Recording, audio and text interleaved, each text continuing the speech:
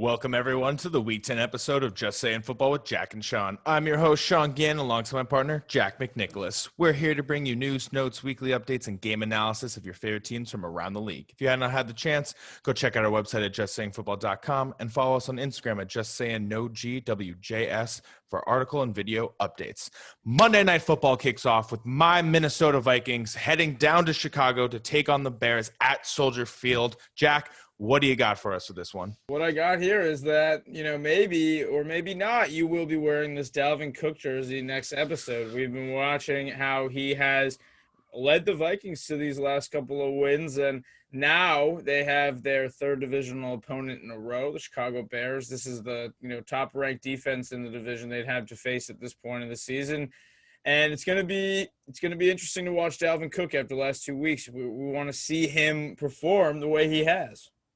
Yeah, I don't know if getting over 200 rushing yards is going to be possible against this Bears defense. One thing I want to bring up, in all the games that he's played against them, 34 rushing attempts, 86 yards, 1 touchdown. Dalvin Cook and the running offense of this Vikings team does not play well against the Bears. And neither does Kirk Cousins. Over a span of 3 games, he's gone 30 for 46, 262, 2 touchdowns, 2 interceptions. Another game, 20 for 33, 132 yards, 1 touchdown. And his last game, 12 for 30, 27 for 36, 233, no touchdowns, no interceptions, nothing. Yeah. He does not play well. This is a primetime game. As a Vikings fan, I am very, very nervous, especially that the opposing quarterback is Nick Foles. And I know everyone's probably thinking, you're afraid of Nick Foles? Heck yeah, I am. Because the last time my Vikings played Nick Foles, it was in the NFC Championship game in 2017 with Case Keenum at the helm. Nick Foles ripped apart the Vikings defense, 26 for 33. 352 yards and 3 touchdowns. We didn't have a chance to go to the Super Bowl. This was right after the Minneapolis Miracle. It was not a good time. So I'm nervous. Our offense has been looking solid the last couple of weeks, but this seems to be our wall. This seems to be the team that we can't beat, and this is a quarterback who has absolutely destroyed us. Yeah, I mean, and Nick Foles was obviously in a different system then, but, he has shown flashes this year. It's going to be on Allen Robinson to really get it done. Maybe some Jimmy Graham, Darnell Mooney for the Bears offense. At times, Anthony Miller has really shined this year. It could be a problem for this Minnesota secondary. Right now they're ranked 30th in pass yards per game. They're giving up almost 287 yards per game through the air. I do not believe Nick Foles will get over what they average there, but I do see a really big game from Allen Robinson. Obviously, he's been getting targets every single week on a consistent basis, double-digit targets. But I'm also looking at the Vikings offense here. I'm looking for Adam Thielen and Justin Jefferson and how this Bears defense plans to approach these duo. I know that this could be argued as one of the top 1-2 punches in the league. We don't know. Jefferson's really a rookie. We haven't had the biggest sample size. But do you think that those two are a bigger factor, or Dalvin this week against this 7th-ranked Bears defense? I got to lean towards Cook, and the main reason why is because when that team is relying on Cousins dropping back and throwing the ball, we've struggled in pass protection. He struggled to get the ball to his playmakers like you just mentioned, Jefferson and Thielen, even Kyle Rudolph. But when we've been able to run the ball, he's been able to have a very, very clean game. If we're not able to run the ball and the ball needs to be put into Kirk Cousins' hand more to pass, I'm really worried. And this is a big opportunity for Justin Jefferson in a divisional game at Soldier Field to step up into a role that Stephon Diggs had for a while and to try to make some magic, make a big play happen like he has been doing against the Falcons and against the Titans. And let's see what he can do against a team like this, because this is a really important game for us to win if we want to get to 4-5, try to still be fighting for our division and to make a playoff spot. Yeah, and I'm really looking this week for Khalil Mack to get going. He didn't have a sack last week after having a sack in 4 straight games. Is he going to be a problem as he always is for this Minnesota offensive line? He is always a problem for a team. He will be a problem again. I can see Mack getting 2 sacks against the Vikings. And I'm not happy to say that. And on the flip, what I'm curious about with this Bears offense is they're going to have no David Montgomery. So You're looking at Cordell Patterson and Ryan Hall to be what that 32nd ranked running game is, and hopefully make something happen on the ground. But with no Matt Nagy calling the play, it's going to be Bill Lazor, a guy who is familiar with Nick Foles from 2013. He was a quarterbacks coach with the Eagles when Foles actually threw 7 touchdowns against the Raiders that season.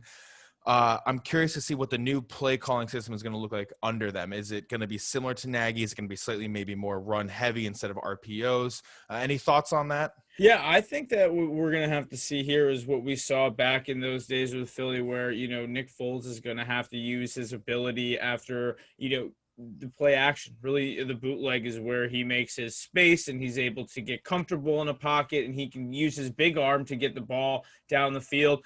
I don't know how this offense is going to look with Cordero Patterson. I can imagine he's going to be getting targets out of the backfield. Ryan Nall, it would be interesting to see him. He had some good flashes last year, but obviously this has been a crowded backfield since Tariq Cohen got hurt earlier this year, and now Montgomery going down. It's going to be really tough to predict how this offense is going to look, but it's going to be heavily on Nick Foles with two running backs out like that. David Montgomery, who's been actually pretty consistent the last couple of weeks. I think Foles is going to have to throw about 40 times in this game. It could be a problem if Dalvin does get going for game management situations. That game script could absolutely change based on how Minnesota is attacking their defense and if Minnesota is putting up points. Yeah, I think when you're looking at the defense of the Bears, they have to do everything they can to contain Cook. I don't think it's going to be a problem. It hasn't been a problem since he's been on the team. I'm going to take the Bears in the matchup. I trust that defense. I feel like with the change in play calling, it's going to be one of those things with, it's 50-50, and I feel like for some reason we're not going to know how to defend Bill Lazor and what he wants to do with this offense now that Matt Nagy is giving up play calling decisions. I feel like we have so much film on what Nagy has done this season. Yeah. We have very little on Bill Lazor, so it's going to be a little bit harder for us. I trust that defense of the Bears more than I trust the Vikings, especially without Cameron Dantzler out again, a promising rookie for our team. We're still cornerback thin, and we've played well against big arms like Aaron Rodgers and Matthew Stafford, but I think that this is a game where with the right play calling, you can get our defense kind of doing whatever you want. If we're not applying the pressure, or we're not getting after Nick Foles, we're letting him sit back there and just pick apart our team, and it's going to be a long one for the Vikings at Soldier Field. So I'm going to go Bears. Yeah, I'm actually pretty interested to see how Minnesota comes in with this one. I want them to, it could be a cold one up there, and they've been getting used to playing in the dome. But I am going to go with Minnesota. I think with the cold, you have to run through Dalvin, and the way he's been playing has been all world, to be honest, the last couple of weeks. Posting just more fantasy points than anybody has in a 2-week span this year. It just shows it's a small way to say that, he's getting involved on so many levels and scoring. It's so fantastic. I actually believe that the way he tore that Packers defense apart, I think he can actually do this tonight. It's not going to be easy, but he's going to get it done, I think. And I think the Vikings get it done. And Kirk gets his first win against Chicago.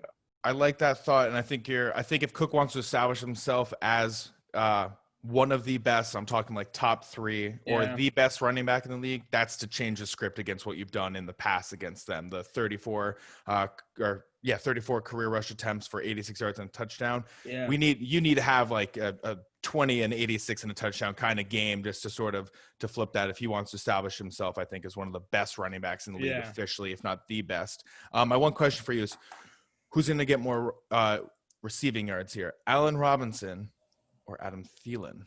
I'm going to go with Allen Robinson on this one. I think that it's just the amount of targets that Allen Robinson gets, the potential there for yards and big playability. It's going to be tough with Thielen lining up against, Kyle Fuller, who's just been lights out at corner this year. And Jefferson is going to get a target share there, so there is a variance there for Allen Robinson to get his targets and his yards. I think that it's tough. Thielen's a great guy. I love him. Just in this situation in this night, I'm going with Robinson. All right. He's got Robinson over Thielen in the yards. I got the Bears over the Vikings. He's got the Vikings. Thank you, everyone, for watching. Thank you, everyone, for listening. Hope you enjoyed the Monday Night Football matchup. Yeah, enjoy the Monday Night Bears-Vikings showdown. Thank you for watching JustSayingFootball.com, Just Saying on YouTube, and Just Saying OGWJS on Instagram for all your article and video updates. Thank you all for listening. Enjoy the game. Enjoy.